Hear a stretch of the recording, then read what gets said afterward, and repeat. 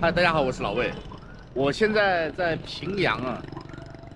本期视频呢，可能是2024年最后一个拍摄平阳乡村包括工业区的视频了，因为我明天可能就去胡志明啊，在胡志明待2天，7号回中国。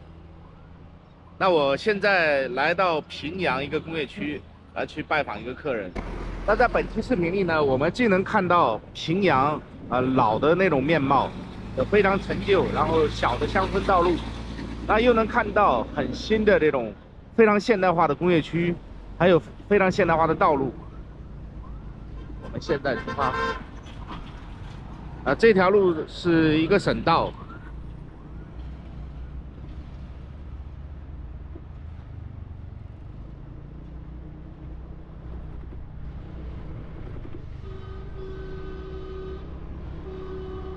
这个呢是比较现代化的工业区。那我们回去的时候呢，我可能会走一下，新加坡2工业区。那个工业区周边的道路啊修得非常现代化，完全可以和中国国内的很多地方进行媲美。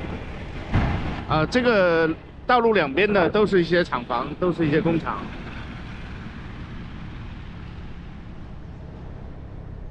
那有的是中资企业，可能有的就不是中资企业啊。中资企业在这边还是影响力还是比较大，也相对来说比较多的。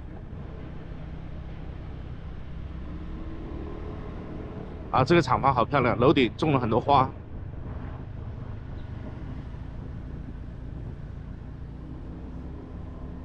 品质就是尊严。我们看到这5个字的时候就知道了，这是一个弘毅家具厂。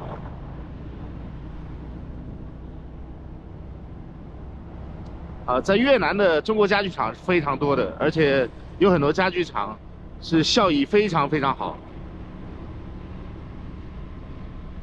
因为很多家具厂从中国搬到越南，然后越南有原材料优势，有人工优势，那它这个家具在出口到欧美，就保留了它这个自身的优势，然后关税又是相对来说是零关税，到欧美是关税很低。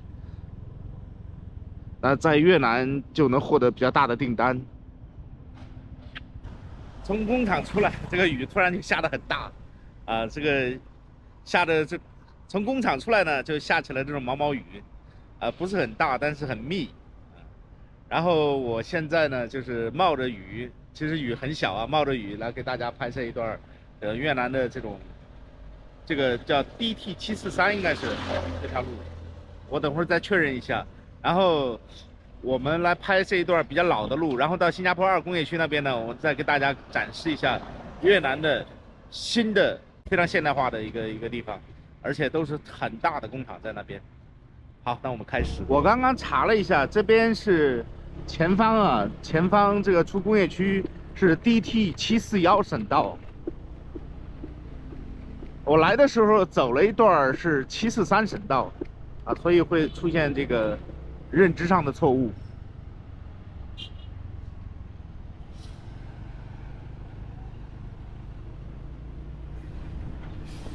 越南平阳省的这种省道是非常多的，到有的像中部一些省它就那么1、2条路，就是南北路、东西路极少。这里像这样卡起来呢，有时候会交警会封路，然后进行排查。这样封路排查就很方便，每个人都跑不掉。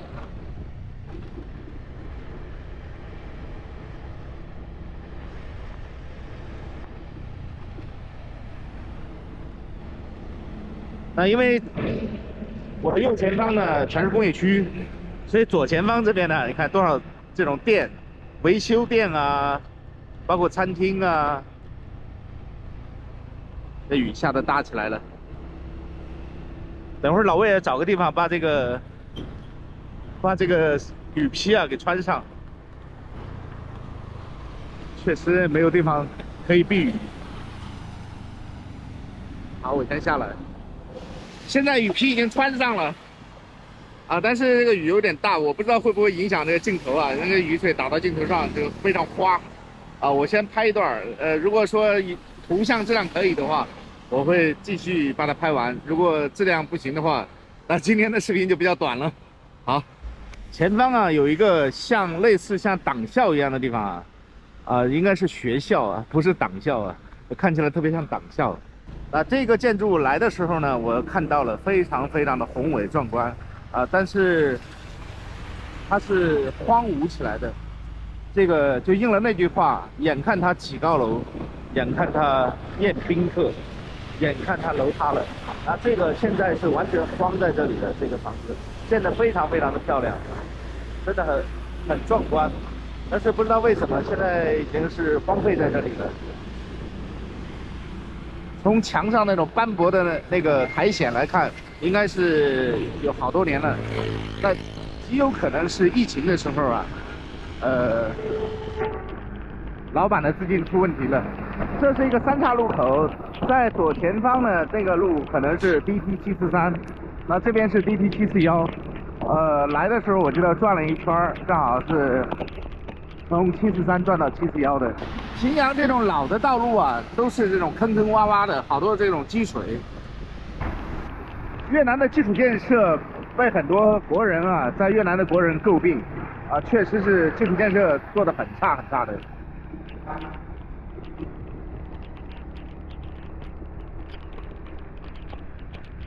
这个丽都餐厅已经关门了，这也是比较老的一个中餐厅我不知道这条路叫什么路，我因为下大雨就不停下来看了。在越南的路口基本上都有一家漂亮的咖啡店，很多路口都是这样。咖啡店就很喜欢开在这种路口就是闹市区现在也是好久没有下雨了，我也只能停下来拍一点儿，然后擦镜头再拍。那我现在要停下来看一看路，走错了就很麻烦，因为越南的路走错了就要绕回来，它没有什么近道可以抄的。我看对不对吧？看了一下地图我又找到了最正确的路，最短的路。这条路叫 DT72省道。哎呦，我来的时候好像是743，这不知道回去为什么，可能不是一条路了。在越南随处可见那种小的咖啡店带网床，然后中午的时候会有很多人在这儿休息睡觉。上午是比较少的，有的人呢经济条件不好，是跋涉长途的那种越南人，有的越南人就睡在上面就过夜，也有过夜的现在鱼是小多了，鱼小了很多。这是卖橙子的，80K 10千克，80K 10公斤，就是8000越盾1公斤，好便宜那个橙子呢，吃是很难吃的，它是用来榨汁的，它里面籽儿特别多。越南有一种榨汁机，可以把那个籽儿给滤掉。这样的话就是我们就能喝到橙汁了，新鲜的橙汁。越南人喜欢喝这种橙汁。有时候我们去咖啡店也经常有这种橙汁，它这种橙汁榨出来以后加上冰块，有时候一个橙子就榨了一大杯。我时不时的就要擦拭一下镜头，这个雨虽然小了，但是还是很密，镜头上很模糊。当我看到镜头模糊的时候，我就要换一下，就要去擦拭一下。这是越南比较老的工业区。它的道路建设也都是比较旧，而且比较狭窄。那现在有的地方也在拓路，把路给拓宽一点，但是这个成本是非常高的。对越南政府来讲，越南是一个民富，越南是政府是没有什么钱的，修路对他们来讲都是很头疼的事情。想把路拓宽，那个成本也是非常高。还有一个会影响，一旦施工的话，会影响这个道路的通行，那会造成别的地方出现大量的拥堵。所以这个在越南的修路非常非常的困难，对政府来讲非常困难。还有一些面临的一些拆迁问题，因为越南的土地都是永久产权，就是基本上是你很难说服他去动迁。有的人如果说这条路上只有那么1家2家坚决不动迁的话，政府也没有办法，因为他这个是永久产权，政府没有权利来剥夺他土地的使用权。就是在平阳呢，我们就经常能看到这种空旷的地方种了很多树苗。其实有很多土地其实已经是划成工业用地了。那个土地呢，因为在没有建厂房之前呢，会种一些木薯啊，种一些橡胶林啊等等一些经济作物吧。在越南呢，其实土地改牧的话是非常困难的，就是如果你这个土地是农业用地，很难把它改成工业用地，需要花很多的精力和时间，甚至当然也要花很多钱。因为农地改工业地的话，它这个土地的价格一下子就上来了。我拍过一个视频，就是我一个朋友的土地，他这个原来是农地，后来自己花了很多钱改成工业地，然后再把它卖掉。啊，这是一个，也是一个方案吧，也是一个赚钱的方案。但是这个投资成本就很高。如果说没有一定的关系，没有一定的这个能力来做这个项目的话，那大家还是不要做，因为你买到农地以后，其实农地没有什么升值空间的。如果你种这种农作物的话，其实也是很难赚到钱的。特别在平阳这种地方发展农业的话，其实还是很困难的。这也是中国公司。现在雨基本上不下了，这个天空非常辽阔，非常漂亮。那现在是我们到了新加坡2工业区这边，我给大家来看一看这个越南新旧工业区之间的云泥的差别啊。现在我们进入的是新加坡2工业区的一段道路。这虽然是新加坡2工业区，但是这附近还没有厂房，到前方才有厂房。这道路两边全是这种空旷的土地啊。在左前方呢是种了很多树苗。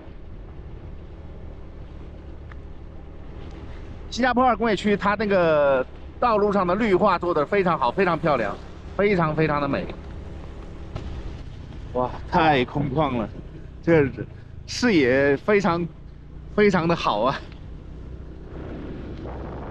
在这个前方呢就开始有工厂了，那工厂建设的也非常漂亮，因为规划的非常好啊，这段规划的非常好。那可以毫不夸张的说，越南新加坡2工业区这边的路，在整个越南平阳新加坡2工业区这边的路，在整个越南都是最好的，一点都不夸张。我们前面可能会进入一段非常漂亮的路。前面的十字路口我们左转的话就回去，其实道路也差不多，但是这边的路修的真的太漂亮了。它这边马路两边的树啊，都是这种非常非常漂亮的这种，枝干啊，就是我也不知道这叫什么树啊，枝干就是能够辐射到整个路面，感觉非常美。因为这边很多土地还都没有投入使用，所以是非常空旷啊。哇，我不知道为什么要把那个树枝啊给锯了。有可能是因为这边如果有台风啊，会把这个树给拔起来，我觉得好遗憾啊。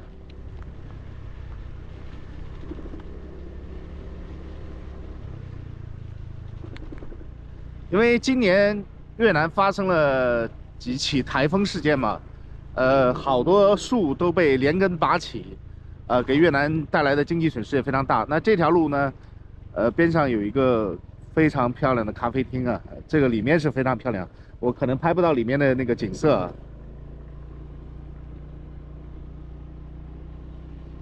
那现在我们进入了一条新的路，这条路就是新加坡2工业区，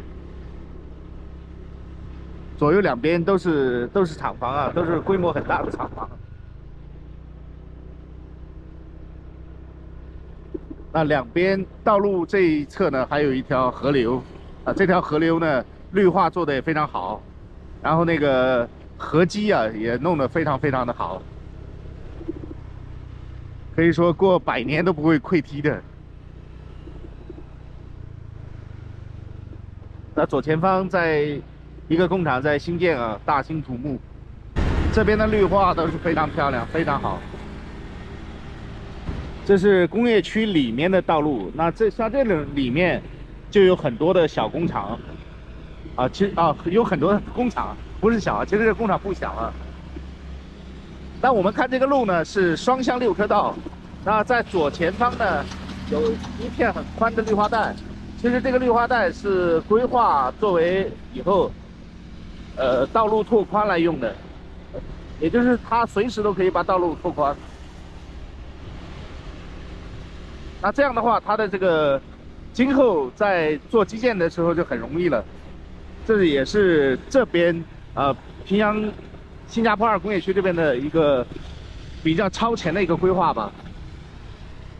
那两边全是规模比较大的工厂啊，小工厂一般到这边来投资的话，它这个费用啊就是吃不消的，因为这里的厂房还是比较贵的，土地费用还是比较贵的。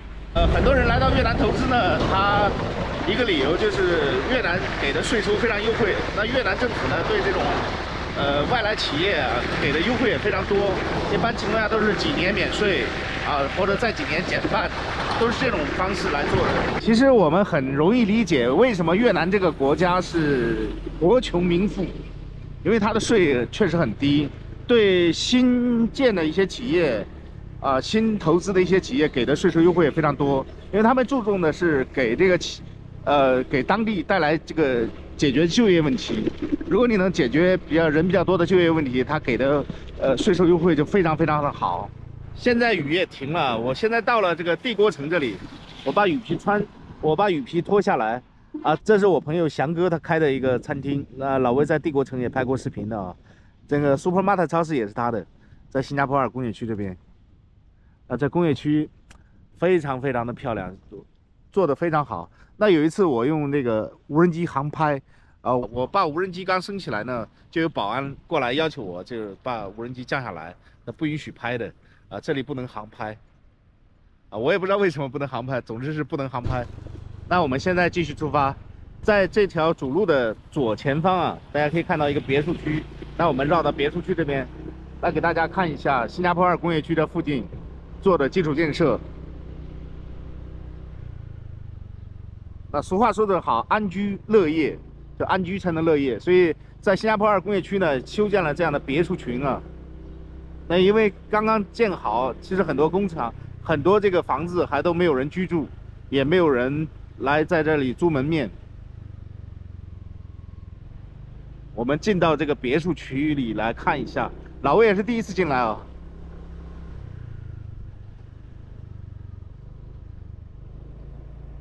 哇，这个别墅建的都很漂亮，2层的小别墅。因为我也看到里面长满了杂草，那有少数的别墅有人居住了，有好多是长满杂草的。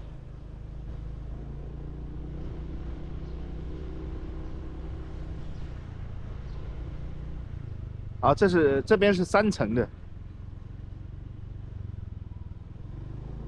一边2层，一边3层。这个我看着感觉是比较小，里面的房屋数量应该不会太多。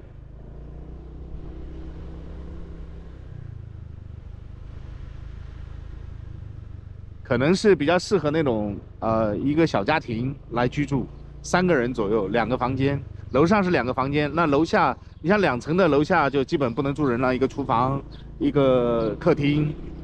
3层的可能会多2个房间出来。它这种规划就非常非常的超前这里还有那个小孩玩的游乐的地方。这是在工业区里面的一个别墅群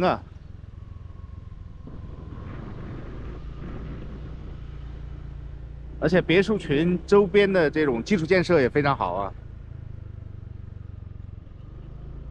这边应该也会规划幼儿园一些其他的一些设施，比如说小型的医院门诊部或者说一些这个其他的一些基础设施，超市市场都应该会有。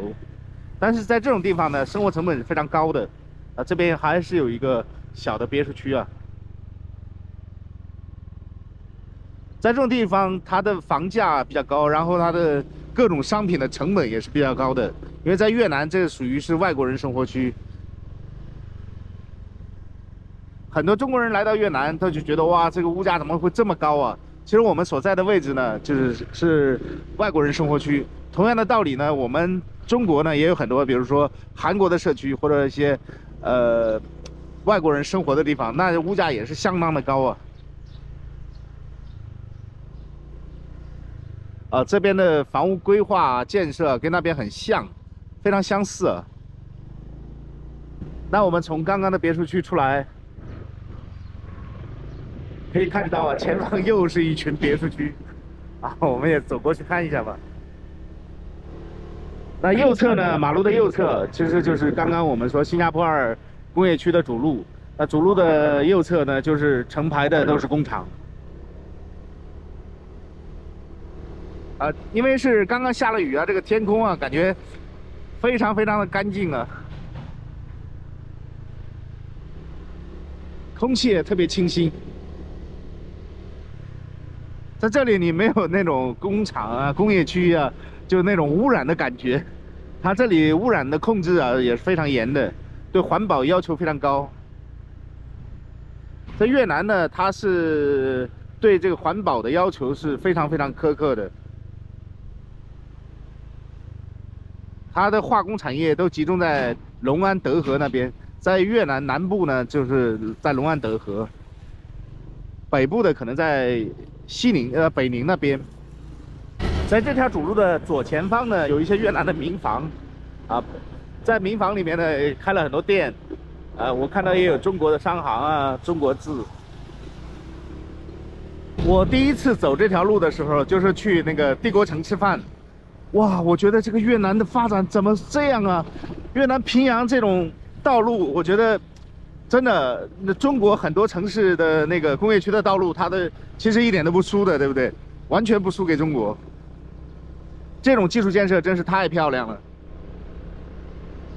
我说越南还有这样的地方，真的让我非常吃惊。我第一次来的时候，我就觉得哇，这还是越南吗？越南不是像胡志明那样拥挤的地方才是能代表越南吗？真是让我非常非常吃惊，非常惊讶。